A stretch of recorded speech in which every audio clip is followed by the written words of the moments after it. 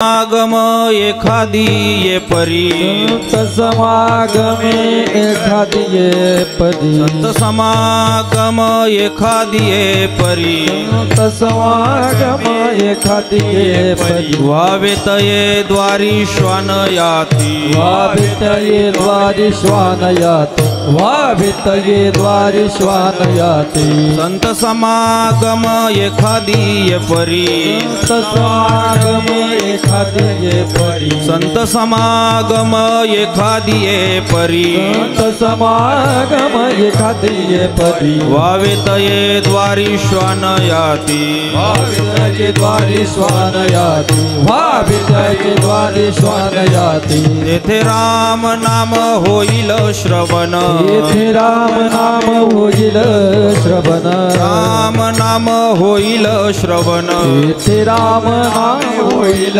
श्रवण घडेल भोजन उच्छिष्टांचे घडेल भोजन उच्चिष्टाचे घडेल भोजन उच्चिष्टाचे कामारी बटिक सेवेचा सेवक कामाडी बटिक सेवेचा सेवक कामारी बटिक सेवेचा सेवक कामाडी बटिक सेवेचा सेवक दीनपणे रंग तेथे भले दीनपणे रंग तेथे भले दीनपणे रंग तेथे भले तेथे राम नाम होईल श्रवण येथे राम नाम होईल श्रवण तेथे राम नाम होईल श्रवण येथे राम नाम होईल श्रवण घडेल भोजन उच्छिष्टांचे घडेल भोजन उच्चिष्टाचे घडेल भोजन उच्चिष्टाचे तुका म्हणे सर्व सुख त्या संगती म्हणे सर्व सुख त्या संगती तुका म्हणे सर्व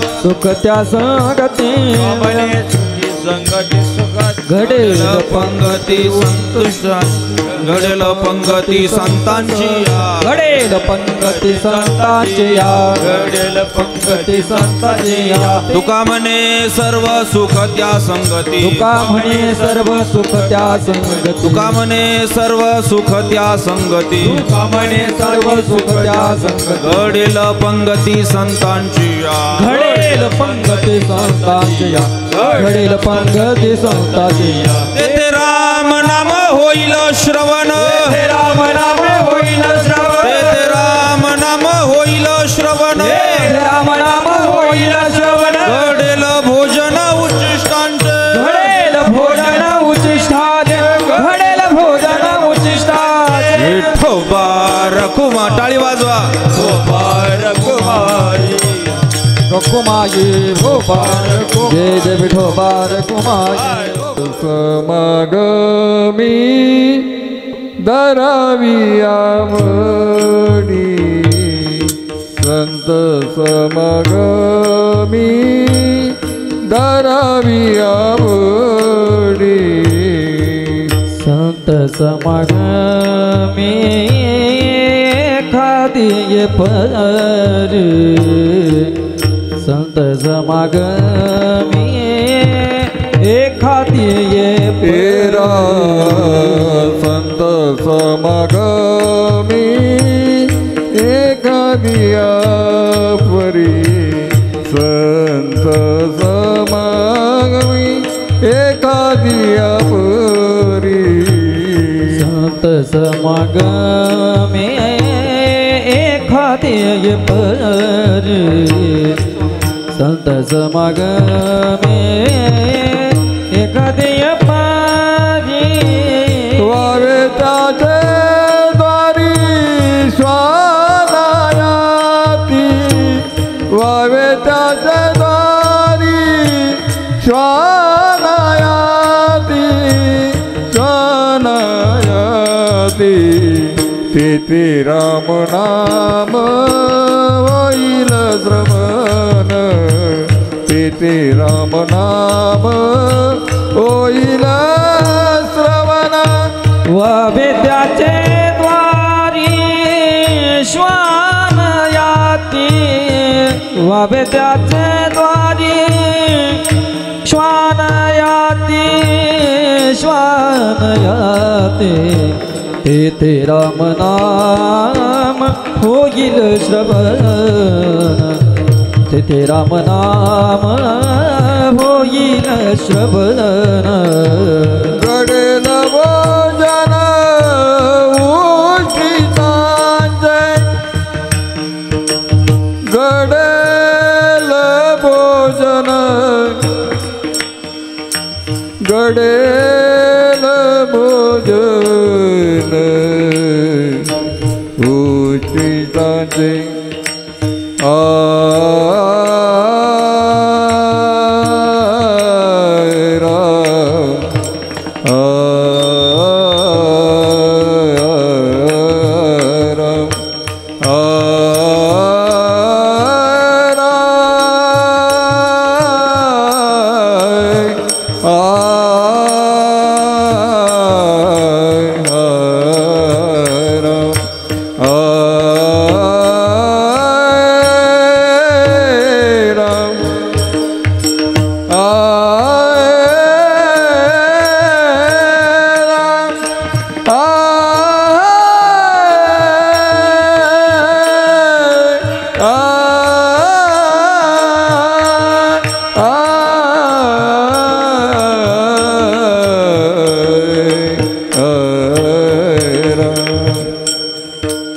घडेल भोजन उच्चिष्टाचे घडेल भोजन भोजन घडेल भोजन उच्चिष्टाचे घडेल भोजन उच्चिष्टाचे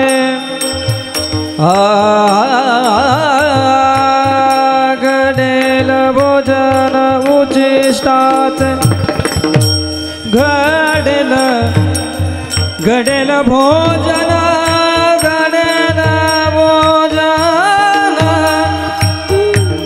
घडेल भोजन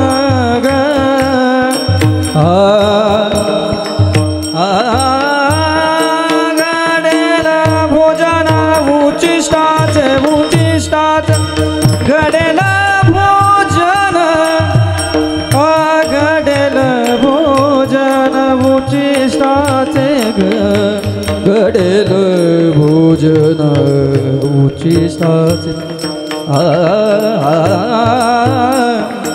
घडेल भोजन घडेल भोजन उचिष्टाचे घडेल भोजन घडेल भोजन उचिष्टाचे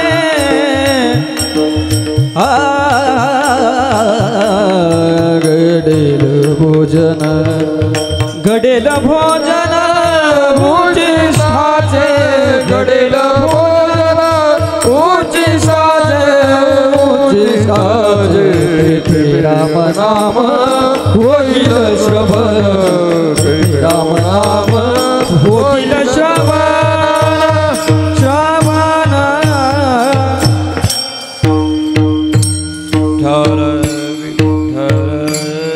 विठ्ठल विठ्ठल विठ्ठल विठ्ठल विठ्ठल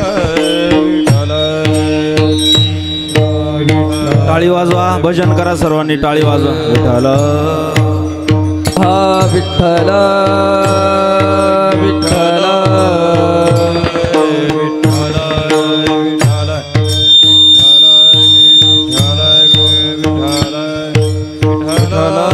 विठ्ठल विठ्ठल विठ्ठल विठ्ठल विठ्ठल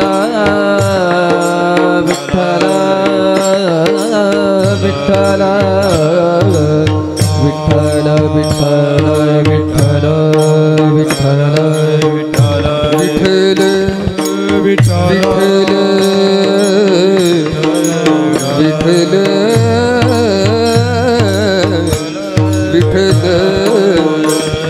विठ्ठल विठ्ठल विठ्ठल विठ्ठल विठ्ठल